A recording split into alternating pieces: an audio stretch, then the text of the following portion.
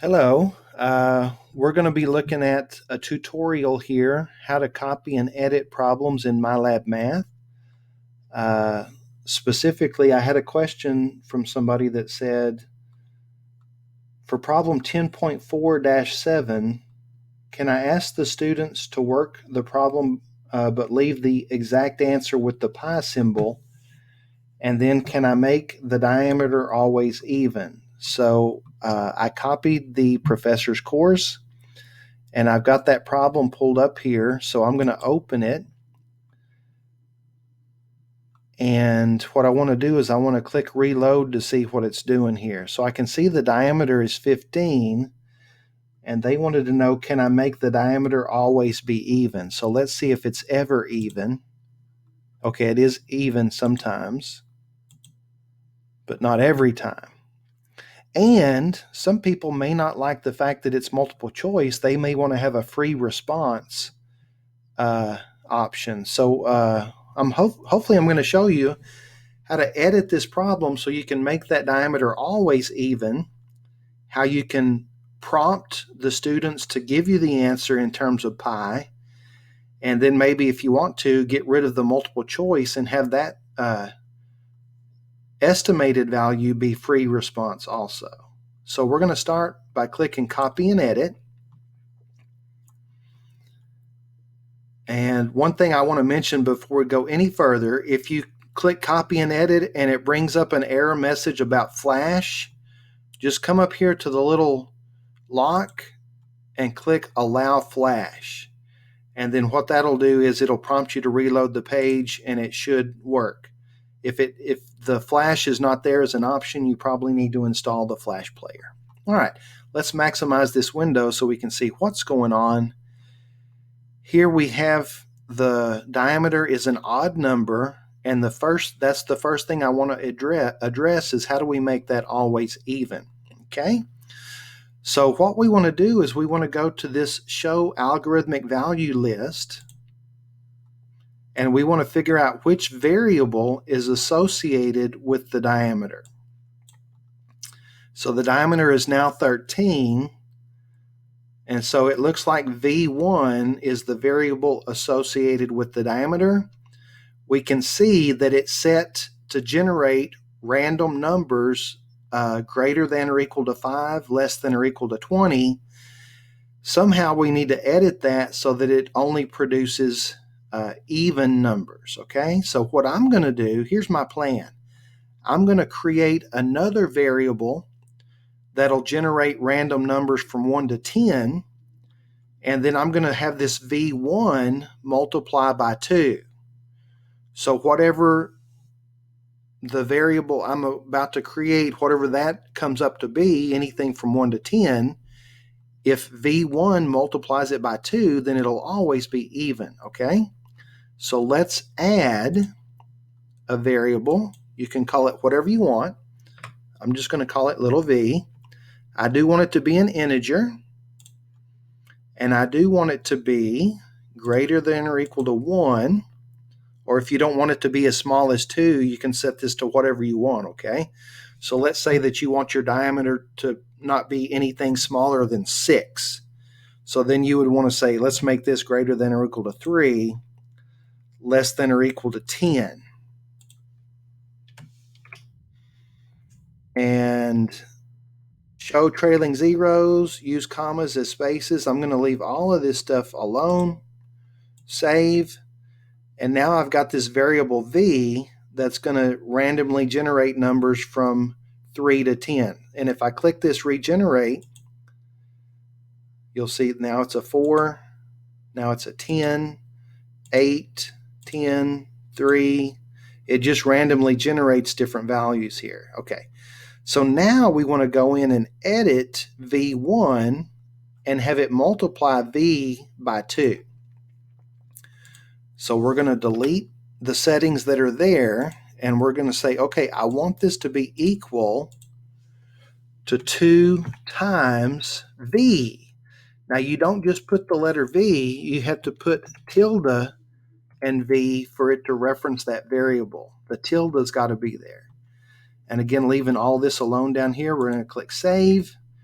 And now you're going to see that V1 is 16. And if you look at your diameter up here, you're going to see that it's in a minute, though, when I regenerate, this is going to change. Okay, so regenerate. And now can you see that that diameter is even? Regenerate, regenerate, regenerate.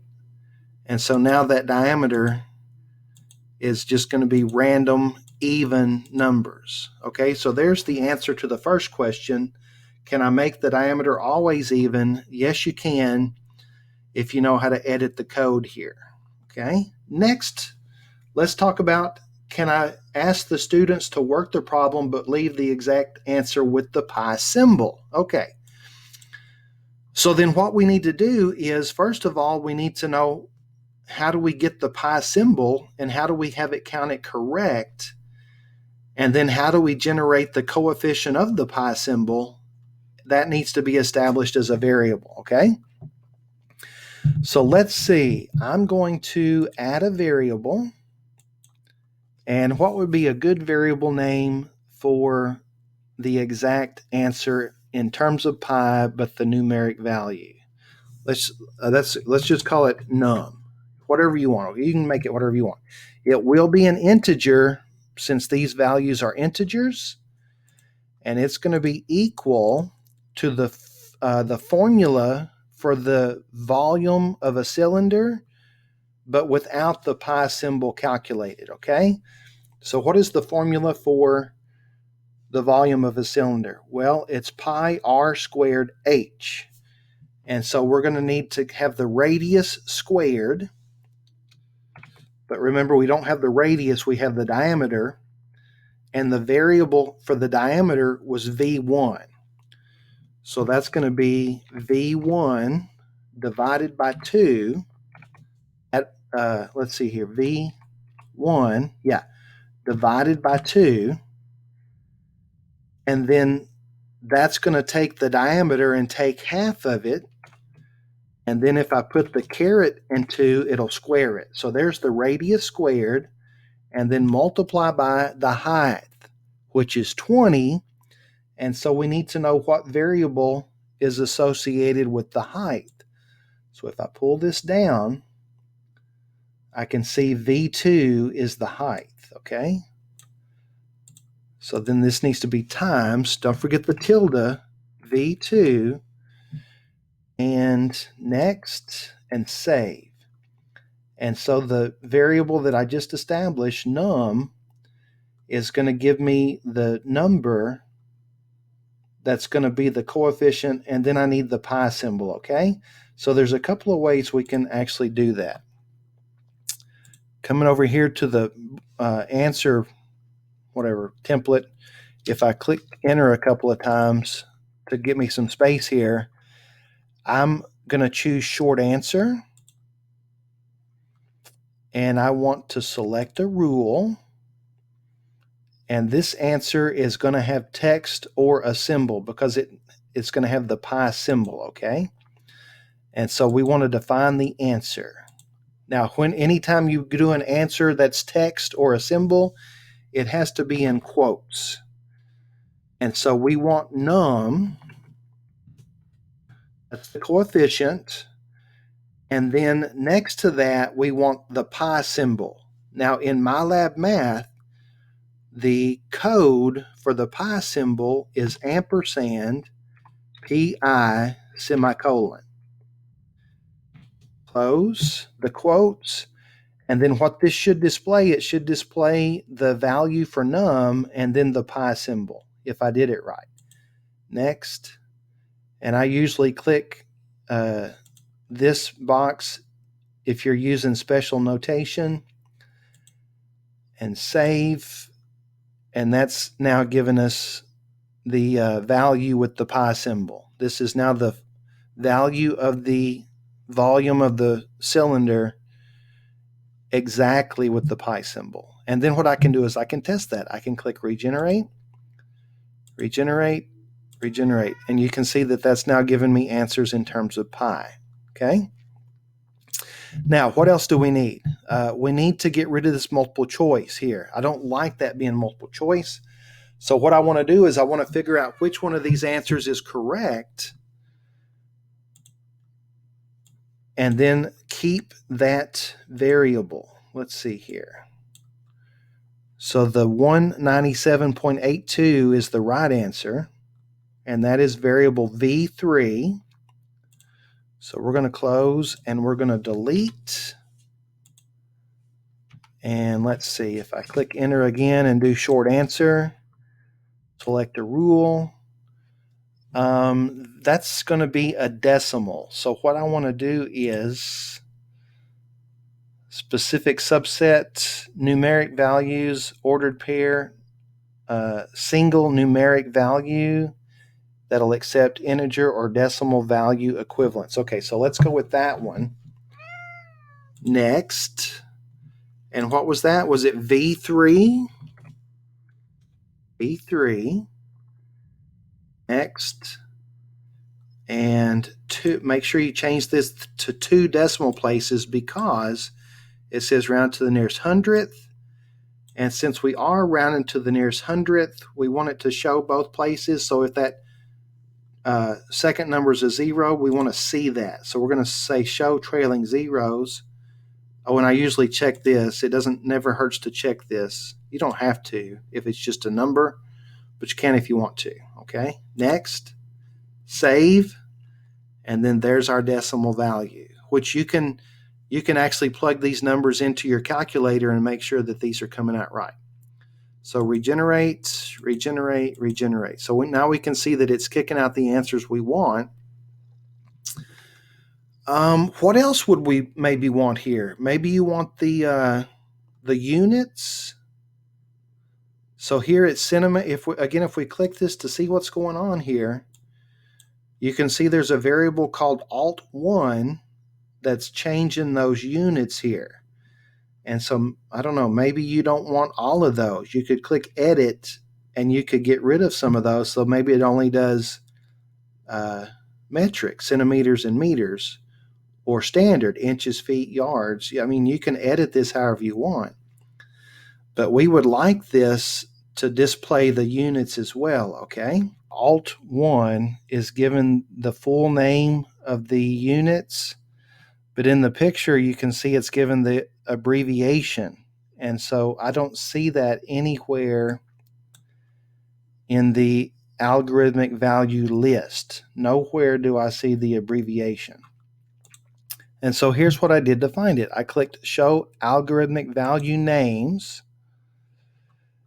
And you can see here that it's using a variable strings.v11, okay?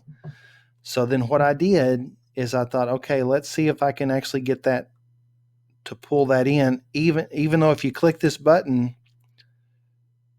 strings.v11 is not a choice here. It's just not showing up. Okay, but it shows up here. So what I did is I said, okay, let's see if we can do equation editor and just reference that right there, that strings.v11. So tilde strings.v11. And then if I click OK, well, it's showing it here, but if I click this to turn it off, you can see that it's actually pulling that value in. So that is weird. But at least now I can get that to show up there. And if we want that to be cubed, again, I just double click that and do the to the third. Okay?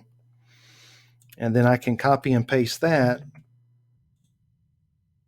here. Okay, so there's my exact and approximate values.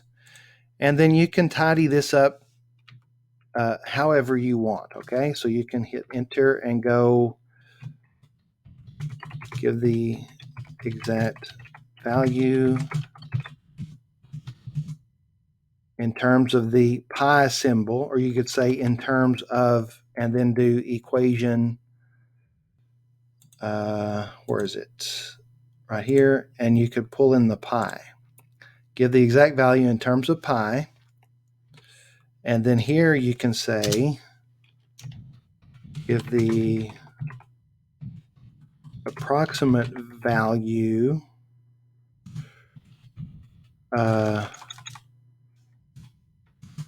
maybe say using 3.14 for pi, copy and paste, and round to the nearest hundredth. Not sure that you need to say all that since it says it up here, okay? But it might be nice to say it again so they know exactly what, you need to input here. Okay, so now what we want to do is save that and then test it to make sure when I put in the right answer that it actually does count it correct. So let's minimize this and let's click save and exit. And then it's going to ask you to give that a name, 10.4.6b. And then hopefully I'll be able to find that in my list in a second, okay? So let's click OK. Actually, let's make this big. I can't see what's going on here. Okay, that's the name, blah, blah, blah. I usually click allow other instructors to copy. I don't know why. But usually only allow them to copy if I feel pretty good about it being right. Okay, so we're going to click OK.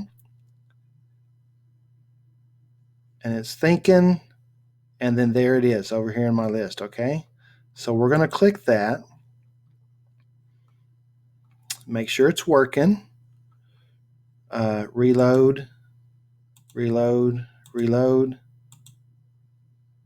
Okay, and now what we're going to do is we're going to click work the problem as a student just to make sure that when I put in the answers that it actually does count it correct, okay?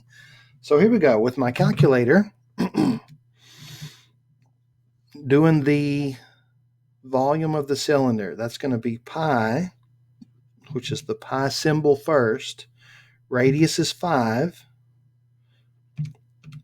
squared times the height.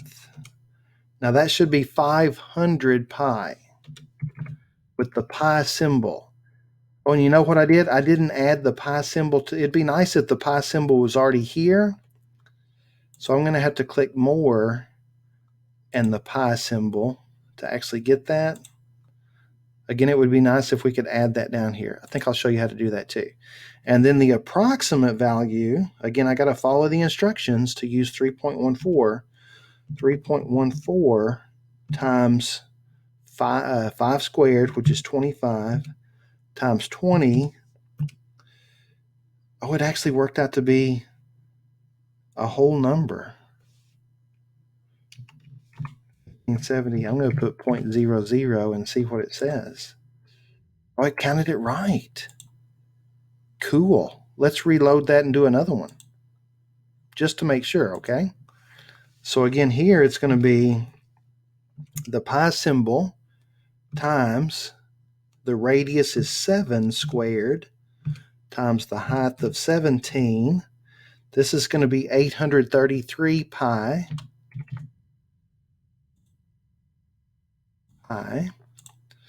And the approximate 3.14 times 7 squared times 17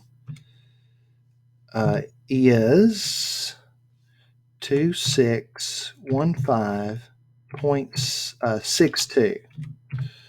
And check. Yay. So it appears to be working and counting those answers correct. Now, the last thing I said before I go here is I said it would be really nice if they had that pi symbol to choose from and they didn't have to go looking for it. And so what I'm going to do is I'm going to take this. This is the new problem that I just created, and I'm going to copy it and kind of build off of what I've already built here, okay? So the way that you can add the pi symbol to the template is just click Customize. And if you click pi, look, it's going to add it to the template there, okay? And save and exit. And this time, this is this is the way I do it. This is iteration C. And that's how I know which one is the most recent, is which one is the farthest down the list. Oh, and I didn't check the button that said instructors can copy. That's maybe a problem. All right, so again, work as student. And then if I click in this box, look, there's the pi symbol showing up. Now I don't have to go looking for it. There we go. So, listen, I hope all of that was helpful. If you have any questions or comments, feel free to put them in the comment section below, or you can text me if you have my mobile number. Thanks for watching.